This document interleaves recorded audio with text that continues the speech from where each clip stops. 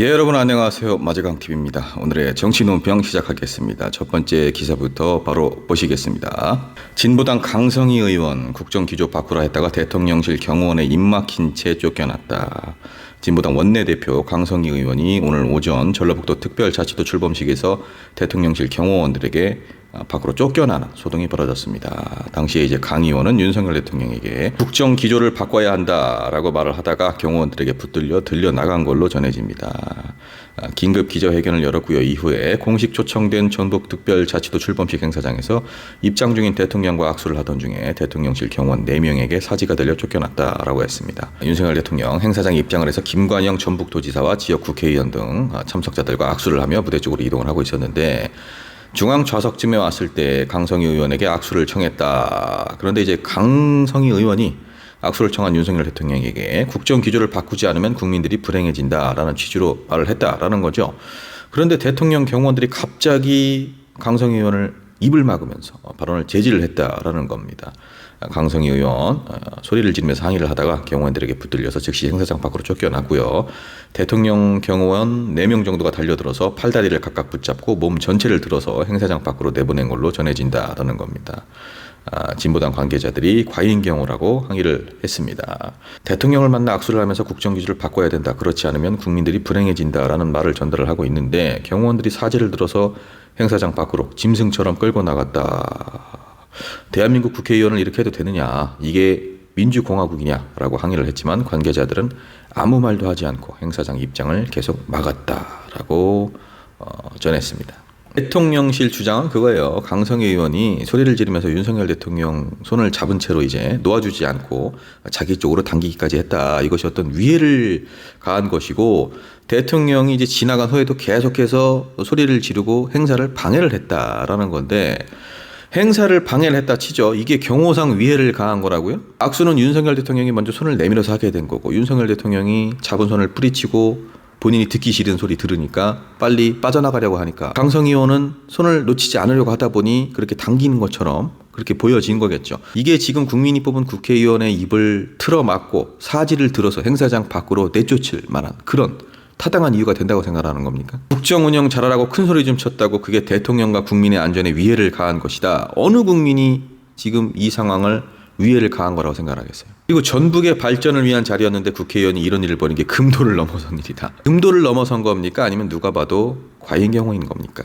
답이 나오죠. 이거 그냥 넘어갈 일이 절대 아닙니다. 야권 총 결집해야 됩니다. 대통령 공식 사과해야 되고 경호처 직원들 징계해야 됩니다. 민주주의가 퇴행하고 있습니다. 오늘의 이 일은 그 어떤 말로도 용납될 수 없는 반민주적인 행위입니다. 유신 정권에서나 군사 독재 정권에서나 벌어질 법한 그런 일이 벌어지고 있습니다. 다음 기사, 이재명 칼로 죽이려고 한동훈 그 정도면 망상이다. 어제 국회로 이제 이재명 대표 15일 만에 출근을 하셨죠. 이번 총선을 정권에 대한 중간 평가이자 권력 심판이라고 규정을 했습니다. 법으로도 죽여보고 펜으로도 죽여보고 그래도 안 되니 칼로 죽이려고 하지만 결코 죽지 않습니다. 이런 얘기를 이제 이재명 대표께서 하셨는데 한동훈 국민의힘 비대위원장 음모론은 망상이다라고 이제 반박을 한 거죠. 그 정도면 망상이 아니냐? 그걸 굉장히 안타까운 일이지만 그걸 그렇게 정치적으로 무리하게 해석하는 것은 평소에 이재명 대표다운 말씀이 아니라고 생각을 한다. 망상이 아니죠. 이게 왜 망상입니까? 법으로도 죽이려고 했는데 잘 안 되지 않았습니까? 펜으로도 죽이려고 했죠. 보수 언론들이 아주 눈에 불을 켜고 국민들을 속이려고 했지만 그 역시 잘 안 됐죠. 칼로 죽이려 했다. 이것도 맞는 말 아닙니까? 제1야당 대표 살인 미수범을 신상도 공개를 안 하고 성적도 공개를 못 하겠다. 범행 동기도 지금 국민들에게 제대로 설명이 되지 않았습니다. 공범이나 여죄에 대해서도 파악이 제대로 안 되고 있죠. 음모론이고 망상이 아니라 자꾸 의심을 가질 수밖에 없게끔 만들잖아요. 경찰과 검찰이. 제가 한동훈 위원장에게 하나 묻겠습니다. 한동훈 위원장 딸과 관련해서는 송치조차 안 했죠. 검찰과 경찰이 계속해서 편향적으로 수사를 하고 있는데 어떻게 정치적으로 해석을 안 할 수가 있겠습니까? 정치적으로 해석을 안 할래야 안 할 수가 없지 않습니까? 다음 기사입니다. 한동훈 김여사 명품 가방 논란 국민들 걱정하실 부분이 있었다. 한동훈 비상대책위원장 국민의힘 김건희 여사 명품 가방 수수 논란과 관련해서 전후 과정에서 분명히 아쉬운 점이 있었고 국민들께서 걱정하실 만한 부분이 있었다. 그렇기 때문에 제2부속실과 특별감찰관에 대한 검토 문제를 전향적으로 말씀드린 것이다. 다만 그 문제는 기본적으로는 함정 몰카이고 처음부터 계획된 것이 맞다라고 덧붙였습니다. 예, 뭐 사과를 요구하는 의견이 나오는 데서는 이렇게 뭐 상투적인 얘기를 했는데 아쉬운 점이 아니죠. 이게 어떻게 아쉬운 점이에요. 명백히 범죄 행위를 한 거죠. 김건희 여사가. 이 일을 여당 인사들이 자꾸 공정한 척을 하면서 사과를 하면 될 일이다 이렇게 얘기를 하는데 이게 어떻게 사과만 해서 넘어갈 일입니까? 현직 대통령의 부인이 기획된 것이건 함정이건 뭐건 간에 명품백을 뇌물로 받은 사건입니다. 마치 대수롭지 않은 해프닝처럼 이렇게 한동훈 위원장도 자꾸 표현을 하는데 이러시면 안 돼요. 그리고 제2부속실 영부인의 일정을 관리해 주는 것 뿐이에요. 제2부속실의 역할은. 그럼 명품백 받은 거랑 일정 관리해 주는 부서 부활시키는 거랑 무슨 관련이 있습니까? 특별감찰관, 대통령 친인척 수사 의미가 있겠습니까? 대통령실도 지금 막장으로 운영을 하고 있는데 특별감찰관을 둔다고 해서 대통령 처가에 대해서 제대로 수사를 하겠습니까? 그냥 특검을 받으면 됩니다. 마지막 기사입니다. 여야 저출생 해법 맞대결 총선 공약 경쟁. 결혼, 출산, 양육, 망라하는 획기적인 정책 패키지 더불어민주당에서 준비를 했고요.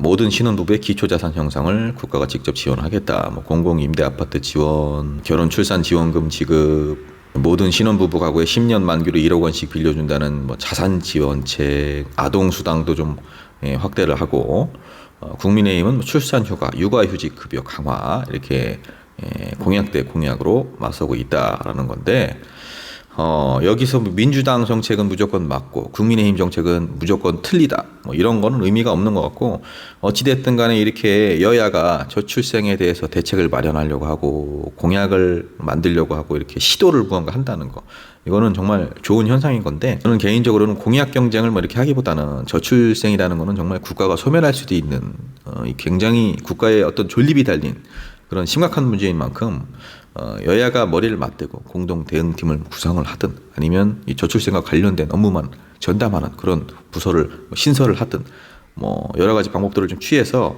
합의를 전제로 한 어떤 대책을 세워야 된다라고 생각을 합니다. 이렇게 지금 단순히 기사에 나온 것처럼 월 얼마씩 주고 유급휴가 더 주고 이런 것들은 당연히 물론 기본적으로 깔려 있어야 되는 거지만 가시적으로 저출생이 해결되지는 않아요, 사실. 지금 20대에서 40대까지 취업난, 저임금, 고물가, 그리고 개인 이기주의의 만연, 어떤 가족, 가정의 기능 붕괴, 역할 붕괴, 출산과 육아에 대한 여성들의 어떤 불안감, 그리고 경력 단절, 집값 문제, 이런 것들을 총체적으로 해결을 같이 해줘야 됩니다.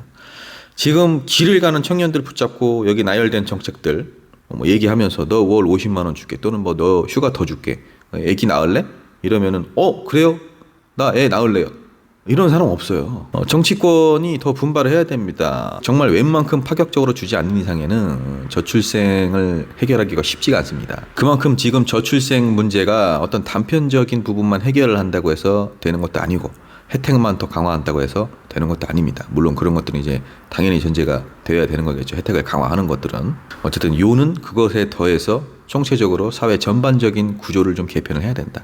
여야가 머리를 맞대고 저출생 문제만큼은 정말 국가 존립과 관련된 문제이기 때문에 공동 대응을 해야 한다라는 거죠.